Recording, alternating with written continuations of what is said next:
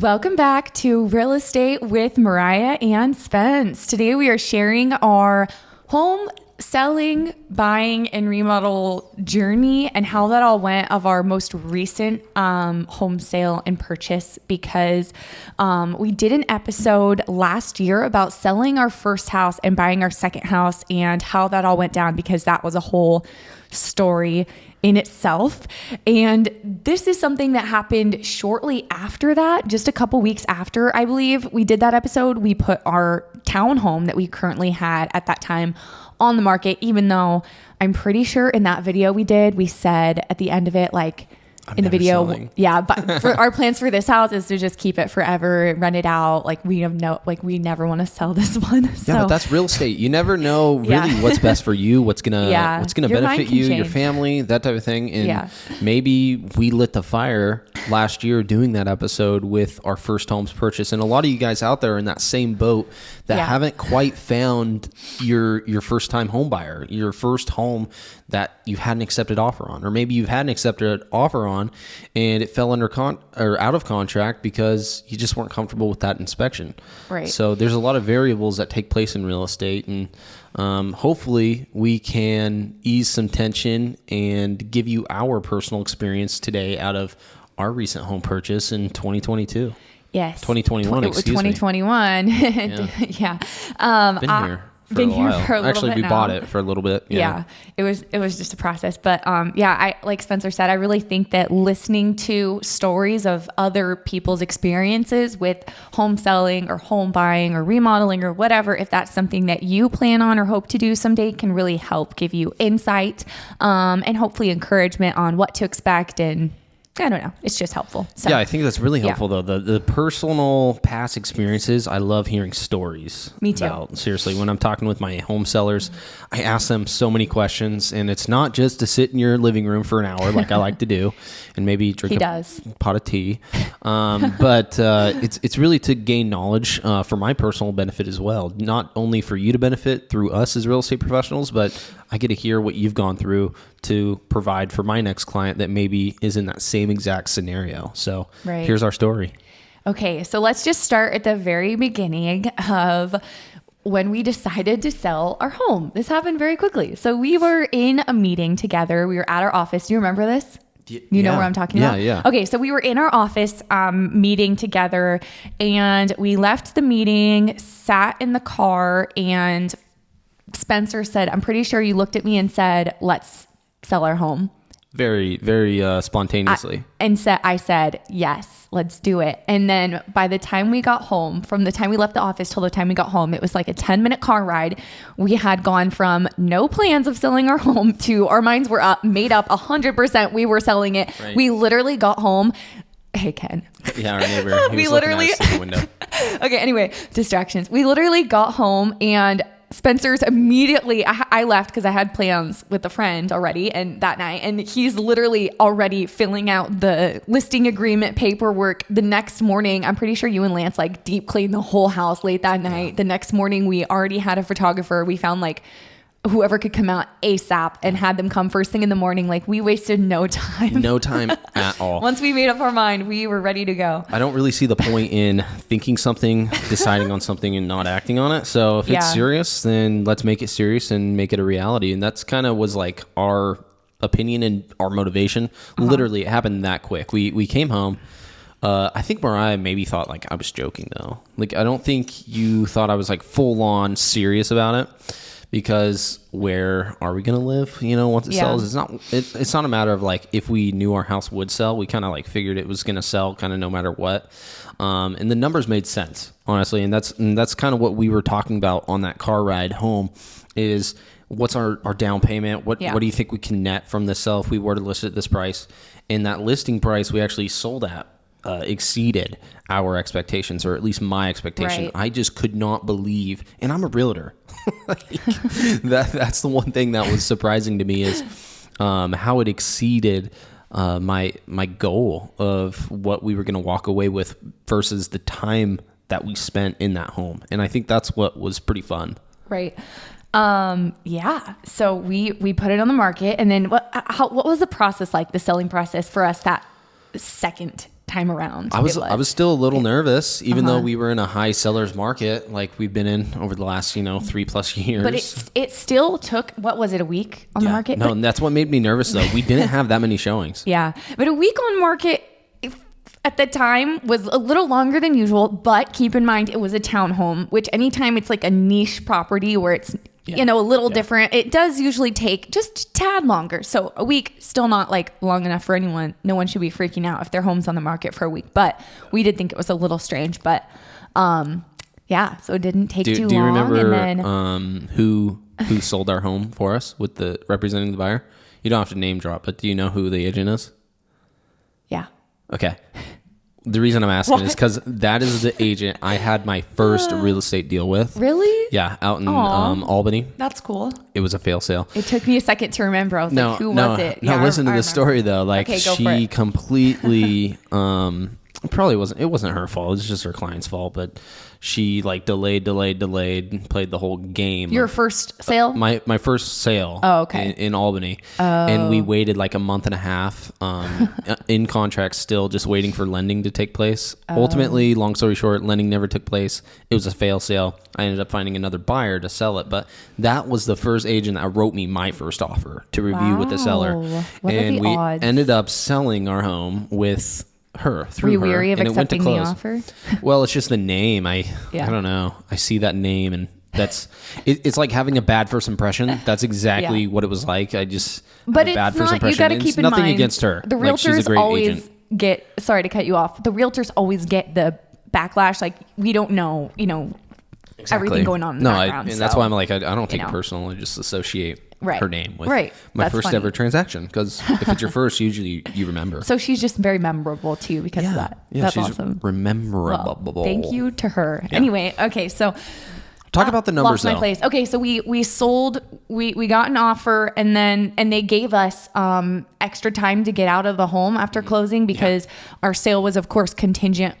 No, it wasn't contingent on us finding a replacement property because we made up our minds when we decided to this was something we talked about in the car ride over home where we decided we were going to sell our house. Mm-hmm. We talked about what we would do if we didn't find a home because we knew it was very likely in this market that it would take a little bit of time to get an offer accepted and we wouldn't be moving straight from our home to our next home, which of course would have been ideal. But we knew that was probably not going to be the case. So we thankfully had a place to stay. My parents have a little I want to call it a guest house, but it's not even that fancy. Yeah. It's literally built into a shed. It's like one room. It's tiny, but it worked out and we were thankful to have somewhere to stay in between. Very so thankful. That was our plan, was to go there. Yeah.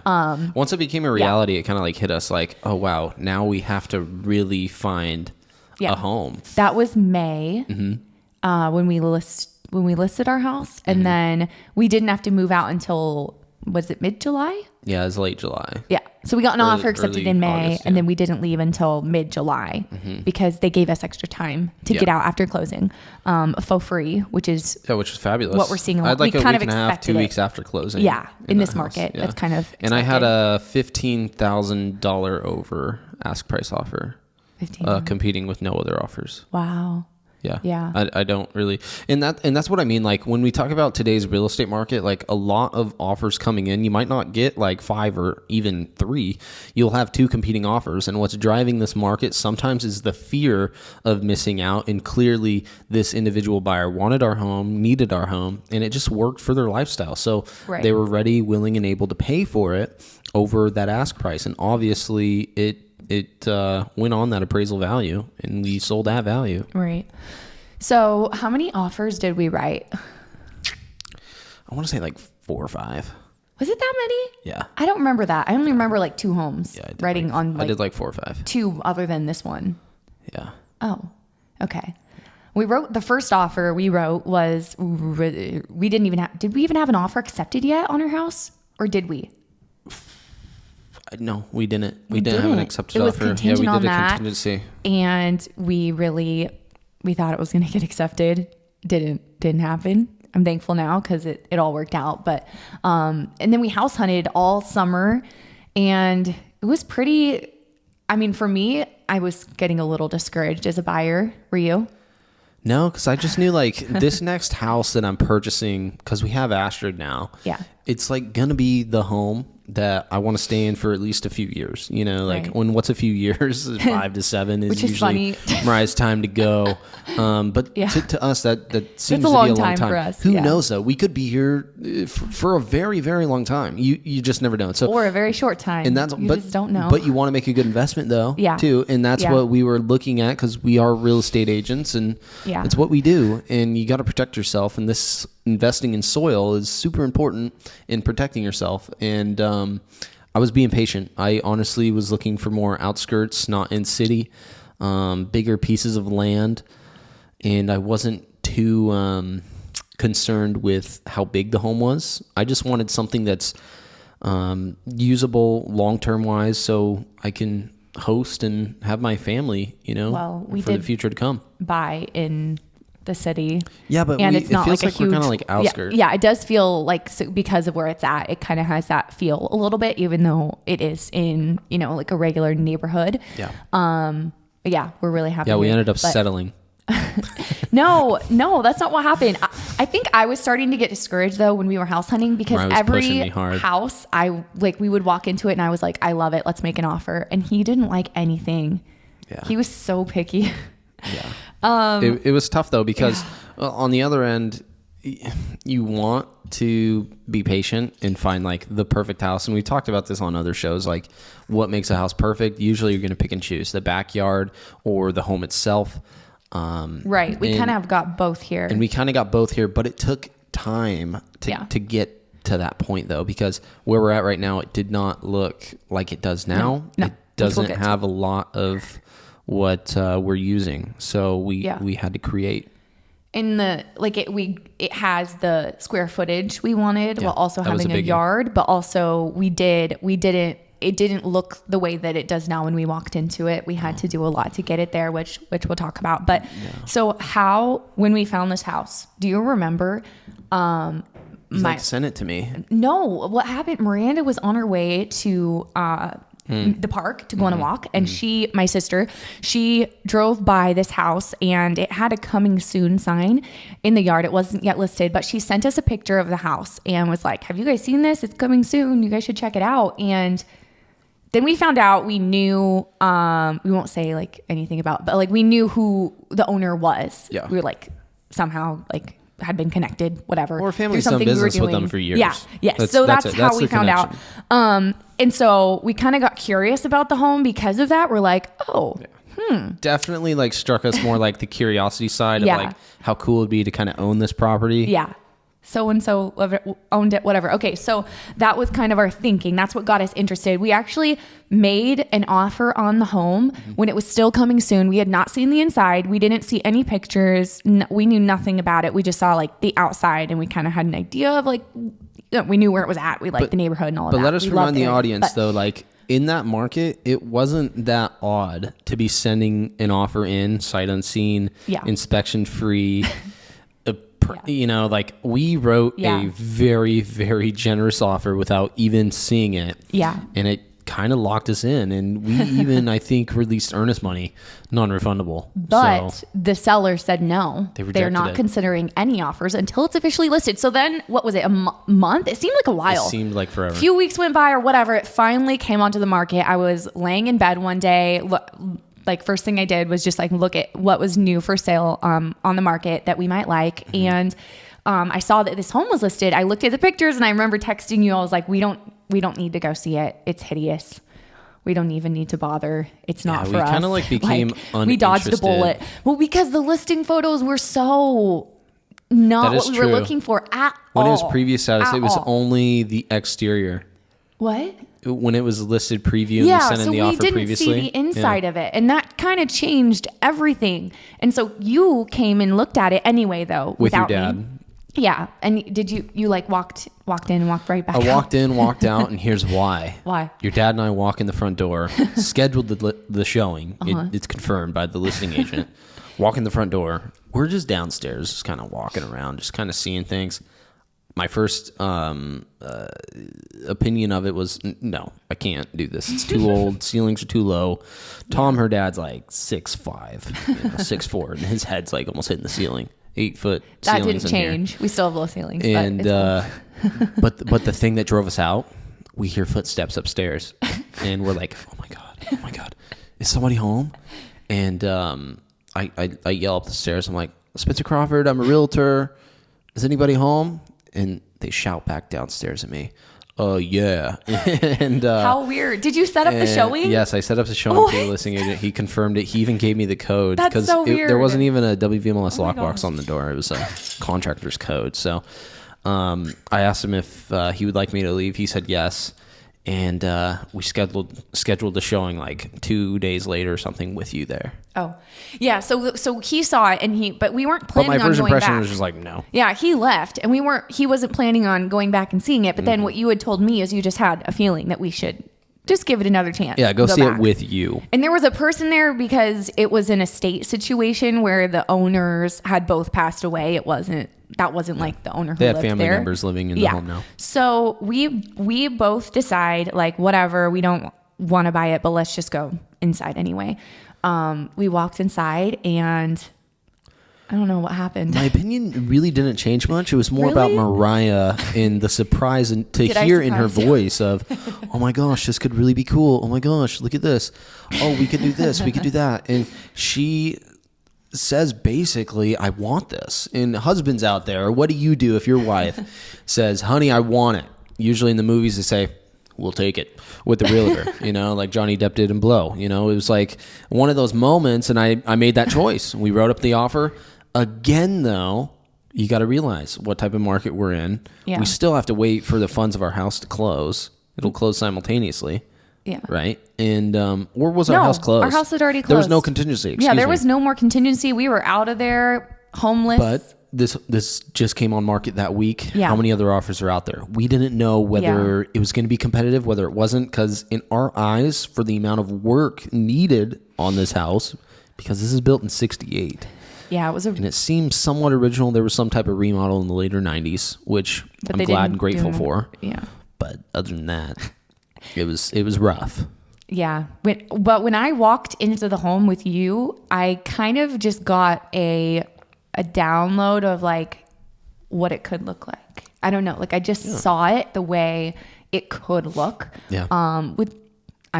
In my mind at the time, with just a few quick fixes, which ended up being a lot more than a few. Well, Mariah's few quick mind, switches. like everything's so simple, but the reality is nothing is as Yeah. easy and simple as it seems, especially when you got demolitions involved. Yeah. So Yeah. But it's been, make it happen.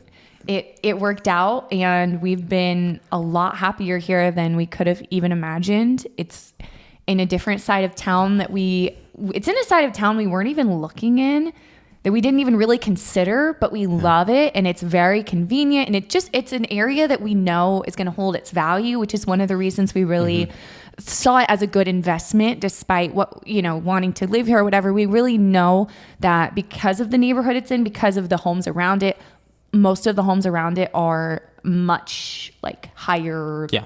Like, We I have don't $1 know. million property right across the street where we're looking at, everything's like 700 plus in this neighborhood. Which will help it hold its value. Yeah, and I'm So, not saying yeah. that to brag or anything. Yeah. I actually had a seller interpret that the wrong way. Oh, you And did? Yeah. It was Well, like, I see that. 'cause I see how that could Well, be no. taken. What I was saying was the interpretation of different houses and how they can hold value in certain neighborhoods.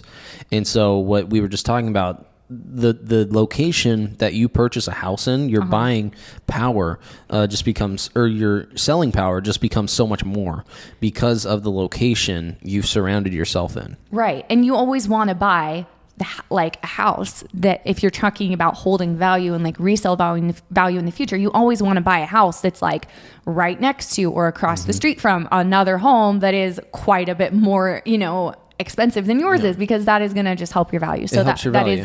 that is one thing that we Yeah. saw as a really positive thing, knowing that the neighborhood it's in, it's going to really hold its value. But I think we glossed over just a little bit though. Like we shared the story of like first impression thoughts, but like we had living here and out Yeah, we the didn't really remodel talk about- process and how that looked. Yeah. For like a future home buyer.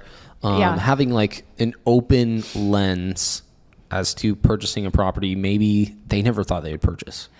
Yes, that, but also another piece of advice I would add for a buyer is being realistic about remodel costs, because I think for me, I wouldn't have really known this before we did this remodel, because our first house we bought, we talked about this in our last video. The first house, we considered it like a remodel, but now I'm like, was it even a remodel? It was so minimal. Like we put some paint on the pig, but that was it. But now after doing this, I'll show houses to buyers and they're talking about like, oh yeah, we're going to buy this house. We want to do this and this and this. And it should only, like, I know what their remodel budget is. Say it's like 20 grand. And I'm like, oh, it's going to be a lot more than that. You know what I mean? Like, I think that don't get in over your head. Like, just be realistic. Because I think everyone always says that, though. I feel like when they remodel a house, they thought it'd be less. I mean, I thought it would be way less. Well, things just add up. I mean, especially when you throw away kind of everything and you got to start fresh. There's all sorts of little items and little materials that you need, and not every contractor can do every work, plumber, electrical, finishers, countertops, that type of thing. So there's a few handymen out there, but it'll take you a year just to finish a remodel. And if you have time to wait around for a year, then cool. But what we ended up doing is kind of discussing what's important to us, what is going to make this home more functional versus, hey, say something does happen, can I resell this with the material in here that I put in? Right. Those are all things that you and your spouse should talk about when purchasing a house and remodeling it, because ultimately everything you do in the home you purchase is either going to appreciate or depreciate your asset you just bought. And that's a pretty big conversation, though, needing to have. So is it closets that's worth it to you for that extra $10,000 demo to add or move things around, move electrical? You never know. Yeah. Or is it just getting new flooring because your floors are so outdated that, it's not going to help you when you resell it. That's the beautiful thing, though, about homeownership is when you are putting money into your house. Yes, you're like spending money, you're putting money into the house, but it's an investment and it's going to pay off in the future, hopefully. And that's definitely something to keep in mind. Like if I want to resell for X amount, realistically, can I put vinyl in, or do I need to just put in real wood? Before you go up and rip everything out of your house, you should really do some type of net sheet, what it's going to cost, because ultimately things do cost more. What I did find out, though, is like the average bathroom remodel, kitchen remodel, that type of thing held out to be true when it comes to like $5,000-$7,000 per bathroom and that type of thing.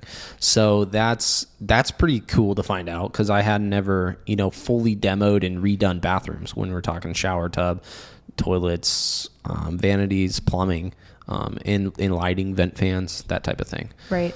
So we kind of did the head to toe. We didn't break down any walls, though, because that was just out of our budget. Even though we wanted to, and we still can in the future. Right. I didn't see that being a huge benefit at this point, because we had other fish to fry. There were just so many things to do in this home that it was the lowest priority. Yeah. But now that we didn't, I'm really appreciating the layout, not having it, especially having a toddler, being able to close her off from like this whole side of the house by like shutting a door and putting up a baby gate on like a certain area, and being able to have her completely out of a certain space instead of it being just like one big room. Like, I don't know. I'm really appreciating the layout for where we're at right now. Yeah. But and while you're in the middle of like configuring what to do, what not to do to a home you're remodeling, rehab, or just doing improvements on, think about the future. Don't think about what's right in front of you. Yeah. Because I could have taken out every door down here, and kind of opened up the wallways and just made them a little bit more, I guess, wheelchair accessible, the widths. Right. But I chose not to, because we have a young family. We were going to have kids running around. Doors close, they're in that area, right? And then it segregates half of the house for one purpose and the other for another purpose, right? So there's a lot to consider, and if you need like consultation, what's going to benefit you with like your home remodel's value. Real estate professionals are there, but also contractors. Yeah. They're happy to come out and give you free estimates, free bids as to what it's going to cost, and hold on to those bids for like when you do refinance, because ultimately you can show your appraiser what those bids are and the value you put into the home. Because at that point, once you refinance, usually your remodel is done, and you can show them all the value that you just have added to the asset you purchased. And ultimately, you got to treat it as an investment and take the right precautions. So ultimately, if you are doing a remodel, I would consider getting bids from multiple contractors and just one solid bid from a high-level remodel company that's going to tell you the improvement costs and what it's going to take to do it. Right. Okay, so we have one viewer question to answer today that is relevant to what we're talking about, actually. Okay. But do you have anything else to add before we get into it? I feel like that was, I don't know, it was like pretty short and sweet, like, but it's good. It's okay. Like, I feel like that was just like, well, in a nutshell, but I don't know. If I'm missing anything, I don't know. Well, you could talk for days on your own personal remodel. Like my neighbor, he's wanting to do everything in the sun to his house when it comes to plumbing and electrical and siding, and it can never end. Is what I'm guessing. It's so what true. I guess I'm saying. Like, it's so true. Sometimes as a homeowner, you can look at things and you say, "Man, I really want to do this. Oh, I really want to redo this." After you've already redone it, there's always change, and that just is based on certain personalities. Yeah. And I'm a set it and forget it guy. We did ours, we flipped it, and now we get to live in it while it's nice. And if I want to sell it, I can sell it for a lot more than we bought it for. Absolutely. Yeah. Okay. So our viewer question for today, by the way, if you have any questions, real estate questions, send them our way. Our email and information to reach us is in the description below. But question is, I want to sell my house, but I don't know how I'd find a replacement property right now.